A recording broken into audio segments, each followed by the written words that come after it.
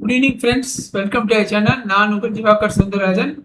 முதல்ல Nifty disclaimer பார்த்துருவோம், அப்புறம் நிஃப்டி பர்ஃபார்மன்ஸ் பார்ப்போம். இன்னைக்கு வந்து நம்ம சொல்லியிருந்தோம், இங்கே ஒரு ட்ரெண்ட் லைன் வரைஞ்சிருந்தோம். இந்த ட்ரெண்ட் லைன் உடஞ்சிதுன்னா இந்த ட்ரெண்ட் லைன் உடஞ்சிதுன்னா ஒரு ஃப்ளாட் ஓப்பனிங் கிடச்சிதுன்னா மார்க்கெட் வந்து கீழே வரைக்கும் போகிறதுக்கு வாய்ப்பு இருக்குது. இந்த நெக்லைனை உடச்சிச்சுன்னா மார்க்கெட் கீழே போகிறதுக்குன்னு சொல்லியிருந்தோம். But unfortunately market gap down ஆகிடுது. ஸோ கேப் டவுன் ஆகி அங்கேருந்து ஒரு புல் பேக் எடுத்து கடைசியில் இந்த ஸ்விங்கை தட்ட முடியல. ஸோ மார்க்கெட் எங்கேருந்து கீழே வந்தோடனே இதுக்கு நியரஸ்ட் ஸ்விங் பார்த்தீங்கன்னா இதுதான். இப்போ இதை தாண்டினா தான் நம்ம அப்சைட் போக முடியும். இதை தாண்ட முடியல, மார்க்கெட் இங்கேயே தெரிஞ்சுது. அதே சமயம் ஓப்பனிங் ரேஞ்சையும் உடைக்க முடியாமல் மார்க்கெட் ஃபுல்லாக இன்னைக்கு கன்சால்டேஷன் சைட்வேஸ் மார்க்கெட் சொல்லுவாங்க. எப்போதுமே எக்ஸ்பிரி டே அன்னைக்கு என்ன பண்ணுவாங்க, காலியும் விற்று புட்டியும் விற்று ரெண்டு பக்கம் விற்று நம்ம ப்ரீமியத்தை மெல்ட் பண்ணிடுவாங்க. இது ஸ்டாண்டர்டாக நடக்கிற மேட்டர் தான். ஸோ அதுதான் இன்னைக்கு நடந்து. இன்னைக்கு நமக்கு ட்ரேட் முடியாது.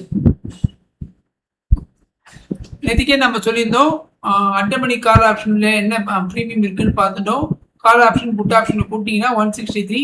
ஸோ மார்க்கெட் அந்த ரேஞ்சுக்குள்ள தான் மார்க்கெட் போகும் அப்படின்னு சொன்னோம். அதே தான் அன்னைக்கு நம்ம ஃப்ரைடே சொன்னோம். மார்க்கெட் 24,202 இருந்து ஃப்ரைடே முடியும் போது இந்த இடத்துல இருந்தது. ஸோ அங்கே அப்போ ப்ரீமியம் பார்த்தீங்கன்னா கால் ஆப்ஷன் புட் ஆப்ஷன் போட்டிங்கன்னா 198 200 பாயிண்ட் இருந்தது. ஸோ செவ்வாய்க்கிழமை எக்ஸ்பெரி மேக்ஸிமம் வந்து 24,200 400 போகும், இல்லை 24,000 முடியும்னு நினைச்சோம். ஸோ மார்க்கெட் இந்த ரேஞ்சுக்குள்ள தான் முடிஞ்சிருக்கு, அந்த ரேஞ்சை தாண்டலை.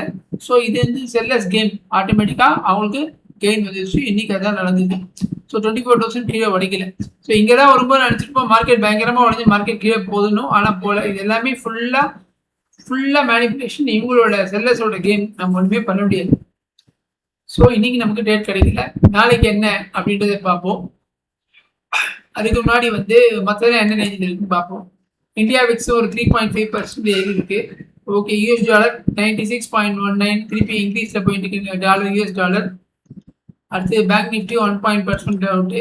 கோல்டு வந்து கிட்டத்தட்ட 1.3% டவுனு. ஓகே, இதுதான் இருக்கு. இப்போ அடுத்து வந்து கிஃப்ட் நிஃப்டி பார்த்தீங்கன்னா ஃப்ளாட்டாக ஒரு ட்ரெண்டில் இருக்குது 24,066. ஓகே, க்ரூட் ஆயில் வந்து 79 ரூபா ட்ரேட் ஆயிருக்கு. இப்போ நாளைக்கு என்ன மாதிரி வாய்ப்பு இருக்குது அப்படின்றது பார்ப்போம்.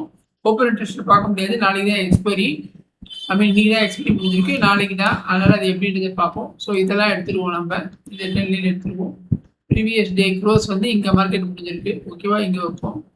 அப்புறம் ப்ரீவியஸ் டே லோவும் க்ளோஸும் ஆல்மோஸ்ட் ஒன்று தான், ஒன்றும் பெருசு கிடையாது. ஐ பார்த்தீங்கன்னா இது. சரி, ஓகே. இப்போ நாளைக்கு என்ன மாதிரி ட்ரேட் எடுக்கலாம் அப்படின்னு பார்த்தீங்கன்னா, இப்போ மார்க்கெட் ஃப்ளாட்டாக ஓப்பன் ஆச்சு அப்படின்னு பார்த்தீங்கன்னா முதல்ல இந்த 24,800 பிரேக் ஆகுதான்னு பார்ப்போம். ரொம்ப இம்பார்ட்டன்ட் லெவல் 24,800 பிரேக் அவுட் ஆகிடுது அப்படின்னா, இப்போ மார்க்கெட் வந்து ஃப்ளாட்டாக ஓப்பன் ஆனால் ஒரு 30லேருந்து 60 பாயிண்ட் இந்த ஃபர்ஸ்ட் 5 மினிட்ஸ்லேயே நமக்கு கிடச்சிடும். கிடச்சிச்சுன்னா இது தாண்டி மேலே ஆச்சுன்னா ஒரு ரீடெஸ்ட்ல இந்த இடத்துல நம்ம கால் ஆப்ஷன் எடுத்து இதுக்கு ஸ்டாப் லாஸ் வச்சு first target 149, second target 268. Okay, இது வந்து கால் சைடு. டவுன் சைடு பார்த்தீங்கன்னா 24,000 கீழே உடச்சிச்சு அப்படின்னு பார்த்தீங்கன்னா அதுக்கப்புறம் ஒரு ரீடெஸ்ட்ல 23,943, 23,800 அந்த மாதிரி நம்ம போகலாம்.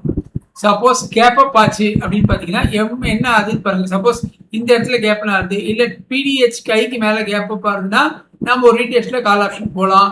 இல்லை சப்போஸ் இந்த 24,140 நீங்கள் கீழே ஓப்பன் ஆகுது, அதாவது ப்ரீவியஸ் டே ஐக்கு கீழே ஓப்பன் ஆகுதுன்னா வெயிட் பண்ணுங்க.